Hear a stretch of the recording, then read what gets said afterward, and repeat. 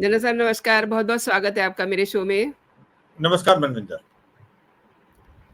Sir, Bharat और पाकिस्तान के बीच कश्मीर का जो विवाद है, लंबे समय से चल रहा है, सभी जानते हैं। और पाकिस्तान कई देशों से इस मामले में कहता है कि आप मीडिएटर बनिए, मध्यस्थता करिए। अब उसे अमेरिका से भी ऐसा ही झटका लगा है। अमेरिका के एक बहुत ही वरिष्ठ अफ़सर ने ये कहा है कि भारत-पाकिस्तान से जो आपका तनाव है, उसे कम करने के लिए आप खुद ही बातचीत करिए। और इसमें अमेरिका मीडिएटर नहीं बनेगा। तो सर आप इसको किस तरीके से देखते हैं भारत और पाकिस्तान के लिए? मतलब अमेरिका भारत और पाकिस्तान को किस तरीके से कैसे रिश्तों में देखता है? हाँ बिल्कुल, देखो मनविंदर, ये भारत पहले भी बोलता रहा जो कश्मीर का इशू या कोई भी इशू है पाकिस्तान के साथ, वो हमने बायलैटरली रिजॉल्व करना है। और ये जब जम्मू एंड कश्मीर की आती है कि एक यूएन रेजोल्यूशन पास हुआ था 1948 में, उसका कोई महत्व नहीं रह जाता, क्योंकि शिमला एग्रीमेंट के तहत ये डिसाइड हुआ था कि जो भी पेंडिंग इशू हैं हम बैठ के बायलैटरली रिजॉल्व करें। और यही नहीं, अगर बात भी करें यूएन रेजोल्यूशन की, उसमें सबसे पहला कदम लिखा था कि Pakistan will vacate all the area which it has occupied of Jammu and Kashmir. आज तक उसने वो तो कभी विकेट किया ही नहीं, तो अगला दूसरा नेक्स्ट स्टेप होने का तो कोई मतलब नहीं।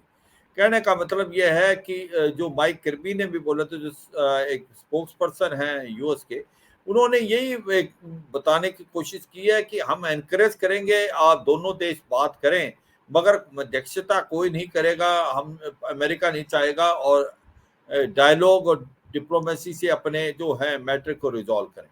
और ये सच्चाई है कि भारत और पाकिस्तान के जो अभी मैटर है, मुझे लगता नहीं कि कोई और इशू है। एक ही इशू है जो इम्पोर्टेंट है, वो है कि जो पीओजे के और गिलगित बाल्टिस्तान जो पाकिस्तान ने इलीगली ऑक्यूपाई किया हुआ है, वो उसको वापस दे दे। और मुझे लगता है आज उसकी डिमांड भी आ रही है पाकिस्तान से।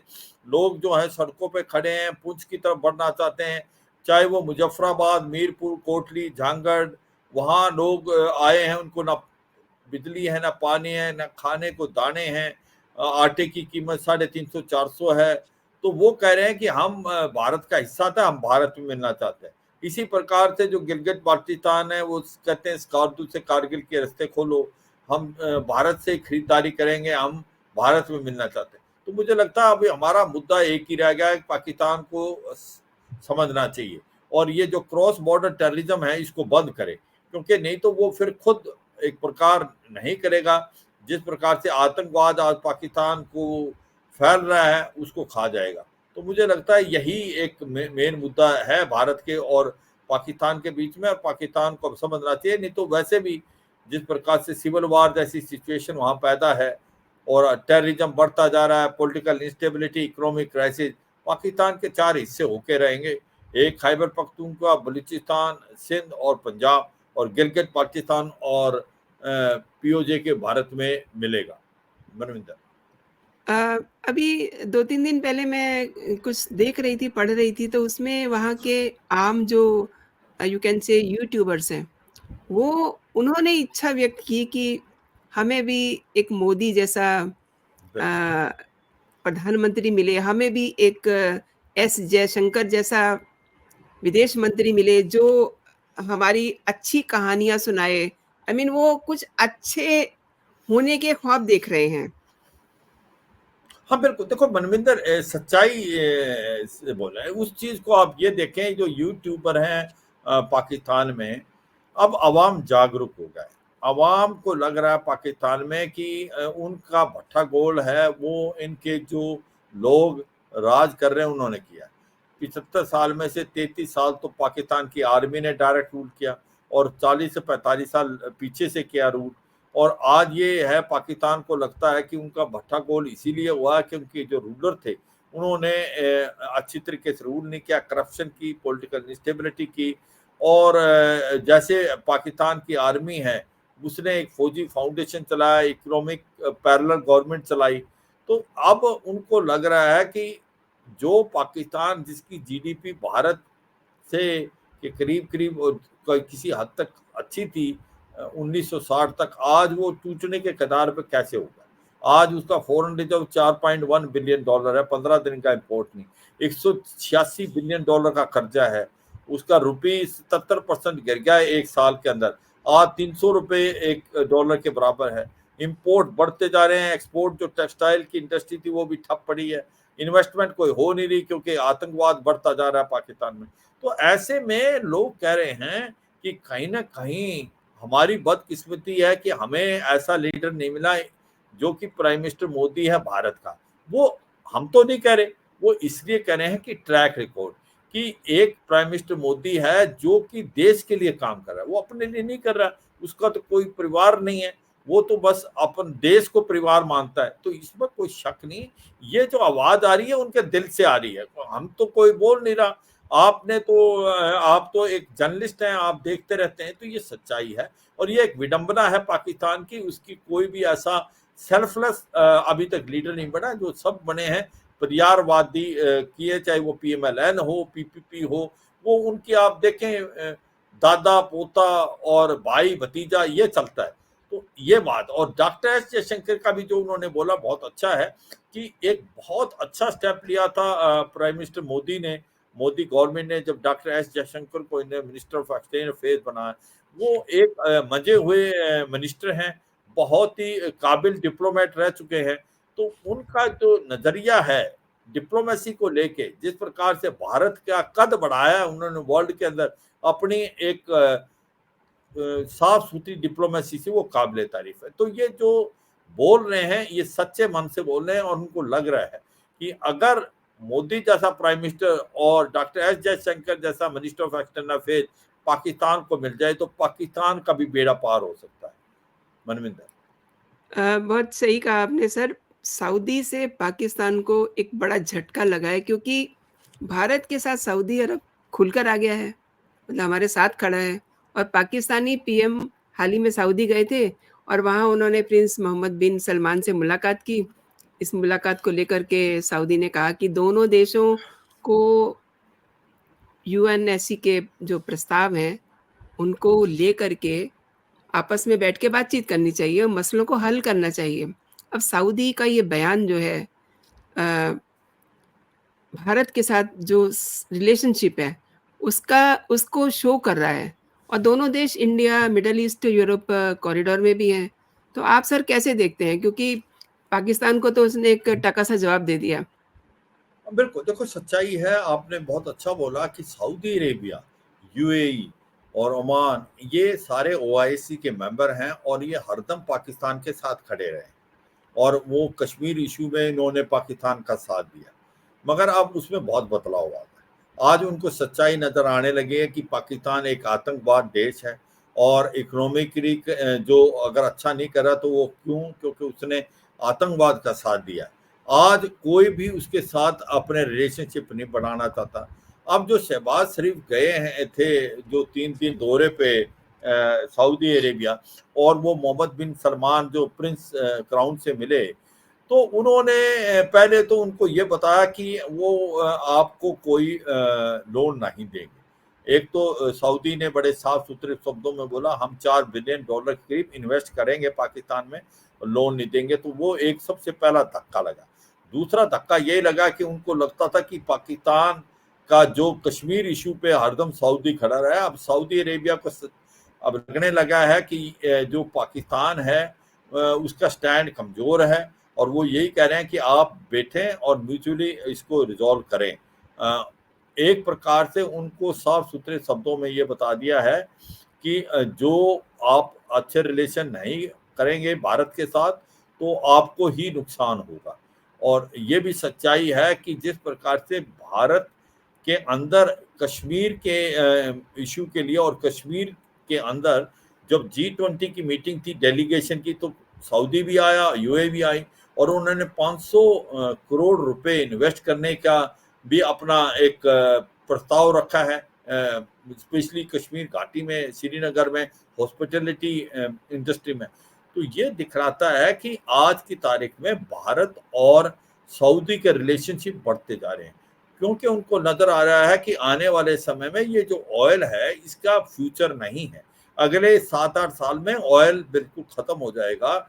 उनको इकोनॉमी बढ़ानी है, और भारत से ज्यादा अच्छा देश कौन सा है जो आपको इतनी ह्यूज मार्केट देता है और आपके नजदीक है। यूरोप में वो इतना जल्दी जा नहीं सकते, तो इसलिए अब उनका जो झुकाव है वो कंप्लीटली भारत की तरफ है। और पाकिस्तान को वो इरिटेंट समझते हैं, क्योंकि पाकिस्तान तो एक ही चीज में अच्छा है कि वो है आतंकवाद फैलाना। अब वो मुझे लगता है कि शीशा दिखाया जा रहा है सऊदी अरेबिया ने पाकिस्तान को कि आप खुद टूटने के कगार पे हो, अच्छे रिलेशन रखोगे भारत से तो हो सकता है आप बच जाओ। तो मुझे लगता है एक बहुत अच्छा मैसेज दिया है प्रिंस क्राउन सऊदी अरेबिया के मोहम्मद बिन सलमान ने पाकिस्तान के जो प्राइम मिनिस्टर शहबाज शरीफ जो कटोरा लेके वहां पर पहुंचे थे। मनविंदर जी, सही कह रहे हैं आप, और इन सब की वजह जो है वो हमारे देश के जो प्रधानमंत्री हैं, उनका बढ़ता कद है। पाकिस्तान हमेशा सर मीडिएटर चाहता है, यानी कि कोई भी उसकी प्रॉब्लम हो तो हाँ उसमें कोई बीच में पड़ जाए और उसका जो है प्रॉब्लम का सॉल्यूशन हो जाए। अब किसी भी मुद्दे पे उसकी यही एटीट्यूड होता है। पाकिस्तान को ये भी चाहिए कि वो तरक्की करे, वो ये भी चाहता है कि उसके रिश्ते भारत से अच्छे हो जाएँ। अब 2019 में इस्लामाबाद की तरफ से भारत के साथ व्यापार आपको पता ही है सस्पेंड कर दिया गया था, अब कोई उनके साथ हमारा व्यापारिक रिश्ता नहीं है। अब उसकी हालत इतनी खराब हो गई है, किसी से छिपी हुई नहीं है। सवाल ये है कि पाकिस्तान को हमेशा हमेशा उसे मीडिएटर क्यों चाहिए? दोनों मिलके भी तो बात कर सकते हैं, लेकिन शायद से पाकिस्तान डरता है क्योंकि उसके कारनामे ऐसे हैं, उसकी जिसे कहते हैं ना करतूतें ऐसी हैं, क्या वो इसलिए डरता है? क्या कहते हैं सर? हाँ, बिल्कुल। देखो, बातचीत बायलैटरली तो तब करे जब उसके केस में जान हो, क्योंकि वो है बातचीत सॉल्यूशन नहीं निकालना चाहता, वो तो कॉम्प्लिकेट करना चाहता है। इसीलिए वो थर्ड पार्टी को हरदम बुलाने की कोशिश करता है, कभी अमेरिका को बोलता है। वो चाहता है कि किसी तरीके से इश्यू कॉम्प्लिकेट हो, मगर ये सच्चाई है कि उसने अपने पैरों पे खुद कुल्हाड़ी मारी। जब 370 और 35A को एब्रोगेट किया हमने 5 अगस्त 2019 को, वो हमारा इंटरनल इश्यू था, वो हमने एब्रोगेट कर दिया। तो पाकिस्तान जो है अ, अभी क्या करता है कि भारत ने आर्टिकल 370 और 35 एब्रोगेट किया, उसने अपने जो डिप्लोमेट्स हैं वो वहां से बुला लिए, उसको लोअर डाउन किया, उसके बाद जो जो भी ट्रेड होता था वो भी बंद कर दिया। तो अब वो किस मुंह से स्टार्ट करेगा? आर्टिकल 370 और 35 तो एब्रोगेट है, वो तो दोबारा कभी भी वापस नहीं आएंगे। तो सच्चाई है पाकिस्तान तो अपनी गलतियों का शिकार है। अब बात आती है कि क्या भारत को उसकी जरूरत है? भारत की तो बिल्कुल जरूरत नहीं है। भारत जिसका फॉरेन रिजर्व 440 बिलियन डॉलर से ज्यादा है, जिसका ट्रेड जो है अमेरिका से भी बहुत है, यूरोप से बहुत ज्यादा ट्रेड है, चाइना से भी भारत का ट्रेड है, सऊदी से भी, जापान से, ऑस्ट्रेलिया के। और पाकिस्तान तो एक बिल्कुल ही ऐसा था, पहले भी बहुत कम था, मगर अगर ट्रेड होता है तो पाकिस्तान को भारत से बहुत फायदा होता है, क्योंकि भारत जो है वहाँ यहाँ से जो सामान है एक तो सस्ता मिलेगा, एक जल्दी मिलेगा, ट्रांसपोर्टेशन कॉस्ट भी कम होगी। मगर वो तो तब है जबकि ट्रेड स्टार्ट हो, और मुझे लगता नहीं इन हालातों में भारत बातचीत करने की कोशिश करना चाहेगा। इवन मुझे लगता है कि भारत के जो इलेक्शन होने के बाद और जो सबको लग रहा है जिस प्रकार से झुकाव है प्राइम मिनिस्टर मोदी का ने जिस प्रकार से उनकी गवर्नमेंट ने काम किया है, मोदी 3.0 आने के 100% चांसेस है। और मुझे नहीं लगता जो हमारी गवर्नमेंट एनडीए की वो बातचीत करना चाहेगी पाकिस्तान से, पाकिस्तान को बिल्कुल भी आइसोलेट नहीं। किया जाएगा। तो उसको जी। मद्देनजर रखते हुए पाकिस्तान तो खुद अपने विक्टिम है अपने करे करतूत का। और ये सच्चाई है कि आज की तारीख में पाकिस्तान के टूटने के कगार ही ये है कि इन्होंने पास और कोई इंडस्ट्री नहीं है एक्सेप्ट टेररिज्म। तो ये सच्चाई है कि पाकिस्तान जो है वो समझा नहीं अपने अपने उसको, और वो भारत की तरफ उंगली उठाता रहा, और उसका कोई फायदा तो है नहीं। आज उसको पता लग गया कि कहाँ कितने पानी में है, कोई उनको सुन नहीं रहा, कटोरा लेके हर जगह पैसे मांग रहे हैं, जिस देश में जाता वही सोचता फिर मांगने आ गए। आईएमएफ लोन देने को तैयार नहीं है, वो कहता सब्सिडी यूज करो, टैक्सेस घटाओ, और डिफेंस बजट को कम करो, और ये फौजी फाउंडेशन जो है इसको इसको टैक्स के दायरे में लाओ, वो कर नहीं पा रहा। तो ये सच्चाई है, अपने ही जो बीज बोए थे उसका फल काट रहा है। मनविंदर। सर कच्छातीप द्वीप पर भी मैं आपकी टिप्पणी लेना चाहूंगी, इनफैक्ट समझना चाहूंगी ताकि मेरे दर्शक भी समझ सकें। देखो ये काचा तीयू जो आइलैंड है ये भारत और श्रीलंका के बीच में है, और भारत से करीब करीब 20 नॉटिकल माइल है। और ये एक बैरन है, इसमें इनहेबिटेड नहीं है, इसमें लोग नहीं रहते, इसमें एक चर्च है बस बनी हुई। अब इशू आया 1974 में, इसको भारत ने श्रीलंका को दे दिया, और 1976 में, 1974 तक तो उसको दिया, तब तक हमारे फिशरमैन जाते थे। 1976 में जो लॉ पास हुआ उसके तहत हमारे फिशरमैन नहीं जा सकते, और उससे क्या हो रहा है कि अब हमारे जो फिशरमैन हैं अगर उस तरफ जाते हैं तो उसको श्रीलंकन की जो नेवी है वो पकड़ लेती है। अभी जी, हमारे करीब करीब 5-6 हजार जो फिशरमैन वो पकड़े गए हैं, बोट भी पकड़ी गई हैं। तो ये एक सच्चाई है। क्या हमें जो ये कच्छातीपू आइलैंड देना चाहिए था? मुझे लगता है उसमें काफी बड़ी गलती कर दी। ये नहीं सोचना चाहिए कि ये आइलैंड जो है एक प्रकार से अनइनहेबिटेड है, इसके अंदर कोई लोग नहीं रहते, इसका कोई मतलब नहीं। हर आइलैंड एक प्रकार से स्प्रिंग बोर्ड है, क्योंकि जो आइलैंड आप काबू ले लेंगे तो वहां तक आपका एक्सक्लूसिव इकोनॉमिक जोन आता है, वहां पर आप बिल्कुल, मछुआरे जा सकते हैं, आप उसका इस्तेमाल आने वाले टाइम में कर सकते हो। कल को चीन जो आ रहा है श्रीलंका के नजदीक, हमन टोटा ले लिया उसने, और कोलंबो पोर्ट को कर रहा है, कल को ये पोर्ट अगर ये आइलैंड दे देता है श्रीलंका, तो आप क्या करेंगे? श्रीलंका को दे दिया। तो मुझे लगता है ये जो कार्रवाई उस समय की थी, उस टाइम गवर्नमेंट ने क्या सोच विचार करके दिया, पर मुझे लगता है ये एक स्ट्रेटेजिक मिस्टेक थी। अब हम इसको कैसे दूर कर सकते हैं, ये बड़ा इंपॉर्टेंट है। क्या जी, ये आइलैंड दोबारा मिल सकता है? मुझे नहीं लगता कि वो इतना आसान होगा। उसके लिए दो ही तरीके हैं, या तो लड़ाई लड़ो और या इंटरनेशनल कोर्ट ऑफ जस्टिस में जाओ। तो दोनों तरीके मुझे नहीं लगता कि वो कोई एक प्रकार सॉल्यूशन है, क्योंकि श्रीलंका एक हमारा पड़ोसी और मित्र देश है।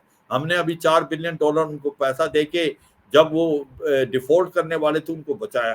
तो मुझे नहीं लगता ऐसा कुछ इसका सॉल्यूशन है, या इसका एक ही सॉल्यूशन है, आपस में बातचीत करके वो क्लॉज चेंज करना चाहिए कि जो हमारे मछुआरे हैं वो जा सकते हैं, वो नहीं पकड़े जाएं। वो जरूरी है आज की तारीख में, ये होना बहुत जरूरी है कि हमारे जो फिशरमैन हैं वो इस किच्चातीऊ आइलैंड के जाने से जो पकड़े जाते हैं या उनके ऊपर रिस्ट्रिक्शन है, वो रिस्ट्रिक्शन हटनी चाहिए जो 74 में थी। मुझे लगता है इसका अब एमिकेबल सोल्यूशन यही है, और कोई सोल्यूशन अब वो होना मुश्किल लगता है। मगर क्या ये स्ट्रेटेजिकल मिस्टेक थी जो हमने दिया? मैं कहता हूँ 100% नहीं देना चाहिए। पहले अपना इंटरेस्ट देखो, क्योंकि ये एक लैंड जो देना, ये मुझे लगता है बहुत बड़ी मिस्टेक हुई भारत की गवर्नमेंट की उस समय, क्या सोच विचार करके दिया। मगर अब मुझे लगता है इसका सबसे बड़ा सोल्यूशन यही है कि किसी प्रकार से हमारे जो फिशरमैन हैं उनको फिशिंग राइट मिले, और किच्चातीऊ में जा सकें और उसके आगे जा जा पाए। मनविंदर। सर आपने बहुत अच्छी बात कही क्योंकि ये एक आर्थिक उसकी बात से जुड़ा हुआ मैटर है, तो बातचीत करके इसको सुलझाया जा सकता है अगर सुलझे तो। लेकिन हाँ, इसी से जुड़ी हुई एक और बात है, कांग्रेस के एक बहुत ही सीनियर नेता हैं, राहुल गांधी के बहुत करीबी हैं, दिग्विजय सिंह। उन्होंने आज बड़ा बेतुका-सा मुझे आई एम सॉरी टू से बेतुका-सा विवादित बयान दिया। उन्होंने क्या कहा? उन्होंने कहा कि उस द्वीप पे तो कोई रहता ही नहीं है, तो दे दिया तो क्या हुआ? मतलब वेरी सिंपली सेइंग कि मतलब वहाँ तो कोई रहता ही नहीं है, यानी कि कोई रहता नहीं है तो उसे किसी को भी गिफ्ट कर दो। सर मैं आपसे ये जानना चाहती हूँ क्योंकि आप फ़ौज में रहे हैं और बहुत बड़े प्रोफ़ाइल में रहे हैं, 1 इंच ज़मीन के लिए हमारे सैनिक सीने पे गोली खाने के लिए तैयार रहते हैं और दिग्विजय सिंह ने किस तरीके का बयान दे दिया। हाँ, बिल्कुल बेतुका बयान है। ये आप समझने की कोशिश करो, ये आइलैंड का ये मतलब नहीं है वो उसके अंदर कोई रहता है नहीं रहता, उसका स्ट्रेटेजिक इंपॉर्टेंस है। उसको एग्ज़ैक्टली, ऑक्यूपाई करने से आपका एक्सक्लूसिव इकोनॉमिक जोन बढ़ जाता है, आप आगे तक है, वो स्प्रिंग बोर्ड का इस्तेमाल करता है, आप अपनी मिलिट्री बेस बना सकते हो। ये कहाँ से, ये तो मुझे लगता नहीं कि सोच समझ के कोई दिया है। यही कहीं ना कभी अक्साई चिन के बारे में बोला गया था कि वहां पर not even a blade of grass growth. अरे ऐसा नहीं होता, ये आपकी टेरिटरी है, आप दे नहीं सकते, इसका बहुत स्ट्रेटेजिक इंपॉर्टेंस होता है। अंडमान निको आइलैंड में 250 से ज्यादा आइलैंड्स हैं, उसमें से काफी ऐसे आइलैंड हैं जिनके अंदर कोई नहीं रहता, मगर उसका कतई मतलब नहीं कि आप किसी को दे दें, वो आपका एग्ज़ैक्टली, स्ट्रेटेजिक एसेट है। वहां पर बिल्कुल। अगर दुश्मन आके बैठ जाए तो क्या होगा।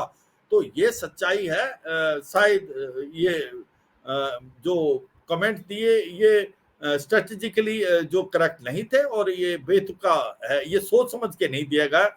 ये मुझे लगता है पॉलिटिकल कमेंट ज्यादा था, ना कि एक प्रकार के डिप्लोमेटिक कमेंट, जो कि ये समझ के देना चाहिए कि हर इंच देश का इंपॉर्टेंट है। आप कुछ नहीं, बिल्कुल, हाँ बातचीत करके कई चीजें करनी पड़ती हैं, मगर वो है जैसे अब हुआ है, तो इसका कोई सोल्यूशन कैसे निकालें, बैठ के बातचीत के, क्योंकि आज की तारीख में ये समझना चाहिए श्रीलंका भारत का एक बहुत इंपॉर्टेंट देश है, और वहां पर धीरे धीरे चीन अपने जो पकड़ मजबूत कर रहा है। हमन टोटा आइलैंड जो है, हमन टोटा पोर्ट जो है वो 99 ईयर्स के लीज पे ले लिया है, कोलंबो पोर्ट को हुँ। भी वो एक प्रकार से डेवलप कर रहा है।